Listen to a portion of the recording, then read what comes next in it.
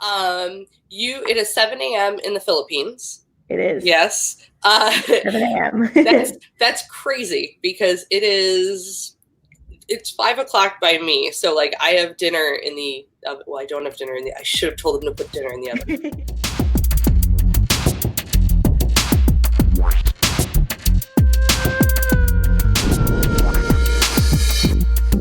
Tell me about yourself and like how you ended up where you're at. Like kind of give me the quickie version of your story.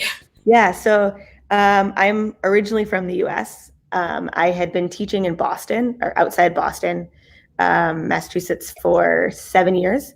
I went to college in Boston, got a job right after college at a school, a public school, middle school, right outside. And I was just there. I had been there for 7 years. I loved it. I loved the school. And I guess my fourth year teaching, I met my significant other.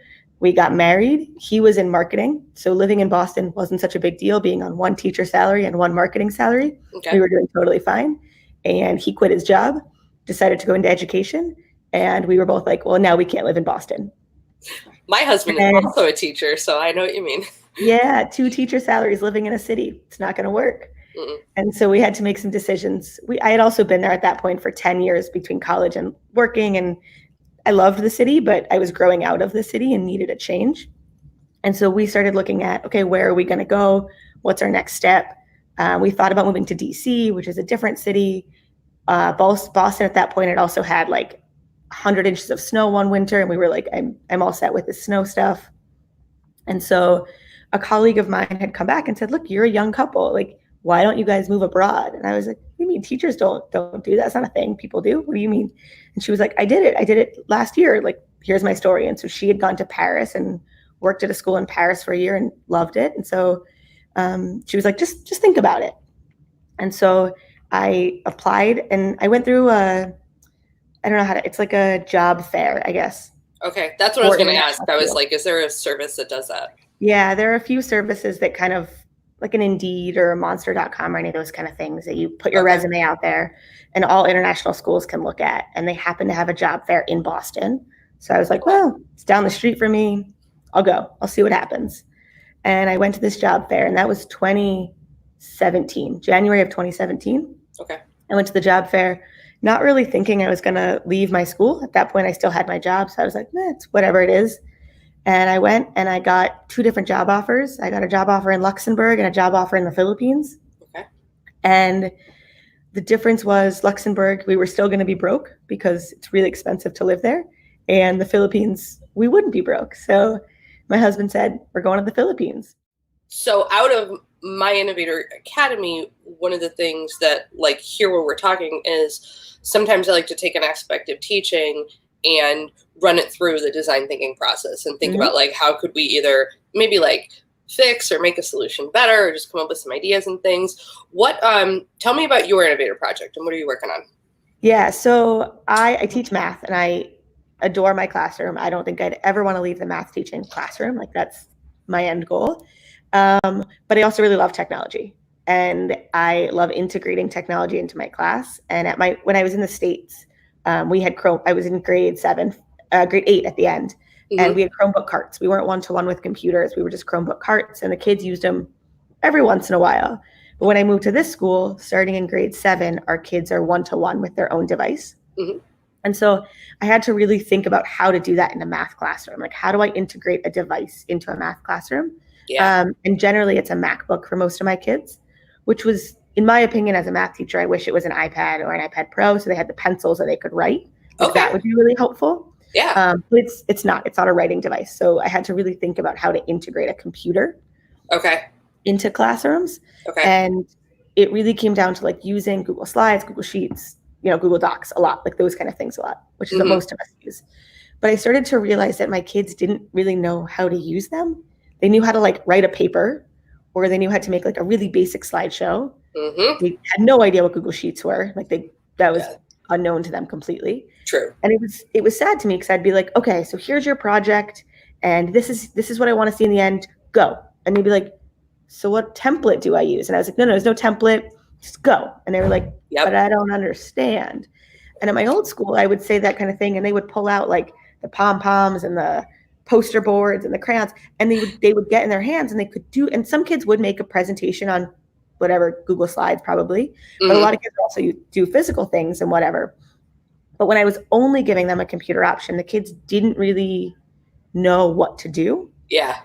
And I felt a lot of that was because they didn't know what Google Slides, Sheets, Docs could do. Like they had no idea what it could do and all of those things it could do.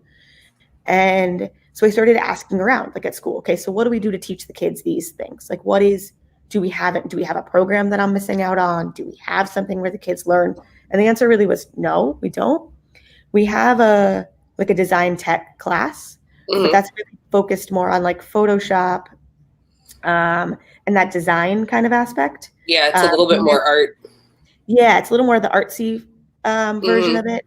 And then we had like a coding class that was like basic coding with Scratch and things of that nature. But those were electives. So that was only a fourth of the population that was taking that class. So it wasn't even all the kids. And so I really felt, and then I started going into other classes and I was like, okay, what are you doing? Like, what are you doing with Google Docs? Like, what do you have the kids do? Would you want them to do more? Would you expect them to do more? Could they do more? And the answer really was yes. Like I was going into classes where teachers were given pre-assigned Google Sheets that had everything filled in for the kids, and all they did was type the number in. And I was like, they're not learning to write equations. No, it takes too long. I can't do that. Okay, it's a bit of a bummer. And then I was going into a class where teachers were having kids create their own index for a Google Doc, and I was like, it can do that for you. Just hit this button, it'll do that. Oh, I didn't know that. And I was like, oh, okay. So I was starting to realize that even teachers didn't know what it could do, but the kids really had no idea everything it could do. And then teachers were like, no, I don't like giving presentations because I get 30 of the exact same presentation. And I'm like, yeah, because they have no idea what to do, right? And so I started to really think about like, how are we training our kids to use these? And then I also thought about like, well, companies are now starting to use the Google Suite like as their, company's software or platform. Yeah. And how are we training our kids to know how to use those platforms when they get to whatever job they're going to have? Yeah. And how useful the Google Suite is. And so that's really my basis, was how are we training our kids to use these platforms and how do we integrate it into a really busy day? So tell me, like, what have you come up with?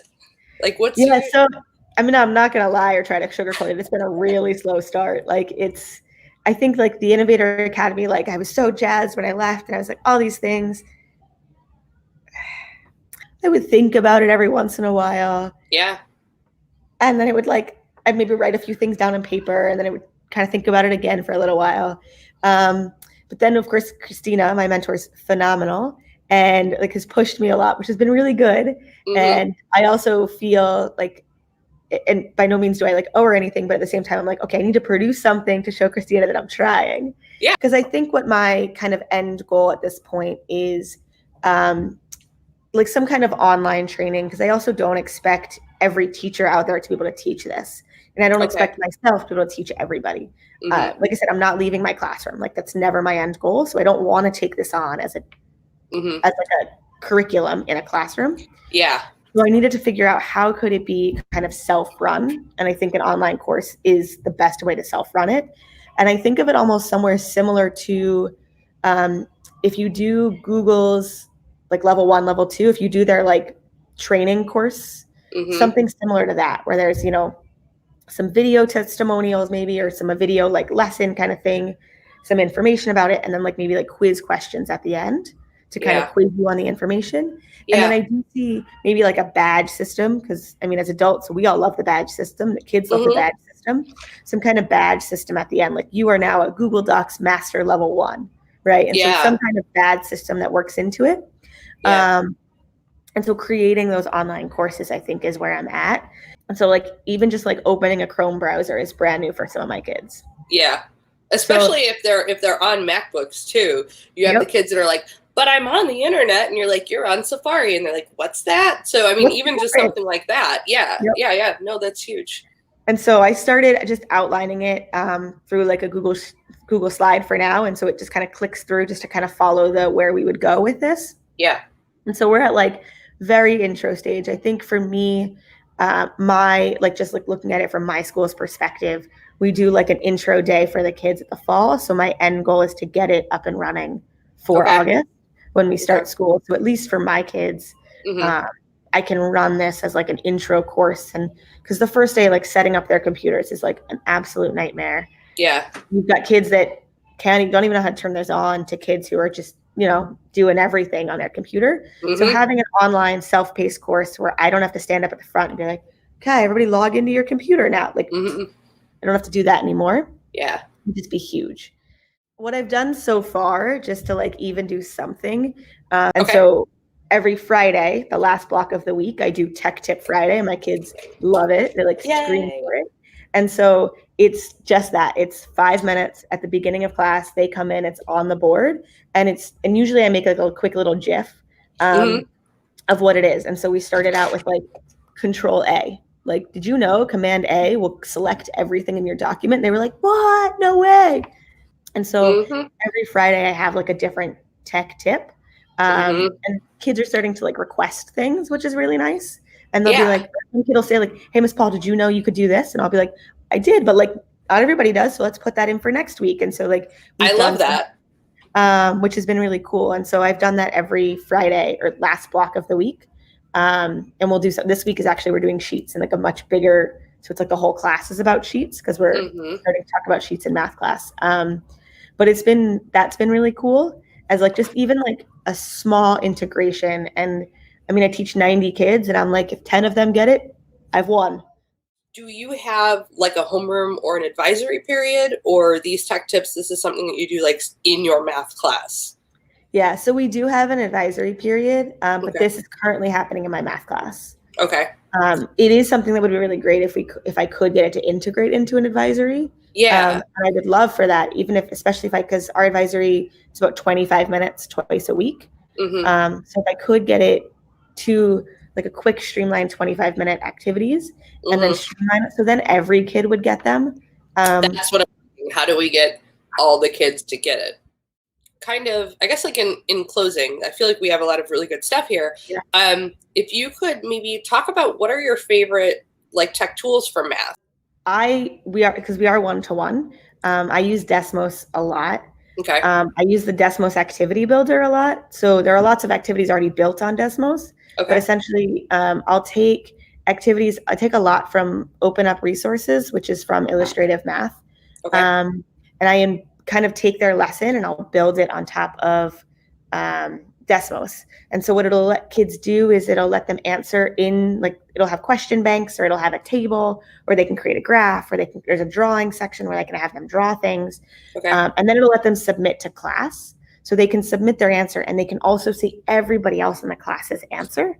Oh, so nice. They can kind of compare their answers, or you can choose just to submit to teacher. Oh, that's cool. And so it gives that, which I really, really, really love for math and using it. And it's on their own time. They do it, they can take 20 minutes, they could take an hour to do it. And there's no like time limit to it. Okay. I also really love Pear Deck. I'm like a huge Pear Deck ambassador. I use it as whole class. I use it as student paced. Okay. That's what I was going to ask. Do you use like the student paced activity then a lot? I love the student paced also because once again, I can put the drawing slide up there and I can have kids draw their answers or write out their work. I mean, we did it yesterday and I had kids showing how to solve equations, 2 3-step equations by drawing in it. And it was phenomenal.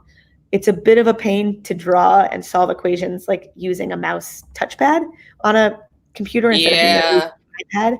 I have a few kids that have like the convertible computers. Yeah. And those are like those kids. Everybody wants to be that kid when it comes to the Pear Deck day. But I love it for showing that, and I love it for just letting every kid answer. So if somebody watches this and they're like, I love Courtney, I want to connect with her. What are your favorite ways for people to get a hold of you or get in contact with you? Yeah, I'm generally pretty great on Twitter. I've been really bad since coming back from winter break. So it's Mrs. P Math World. You're from the future. It's nice. It was really weird when it had already become like New Year's, but it was 2020 and it was still 2019 in the US. And I was like, this is freaky. You're like, you should be like, I'm in the future. It's amazing. We got space cars. They're like, psych. Okay. Same thing. Looks the same. Be sure to subscribe to the Reset EDU channel for the latest project updates and episodes. If you're interested in a reset for your own classroom, be sure to fill out the form at bit.ly/ResetEDU. Thank you for watching.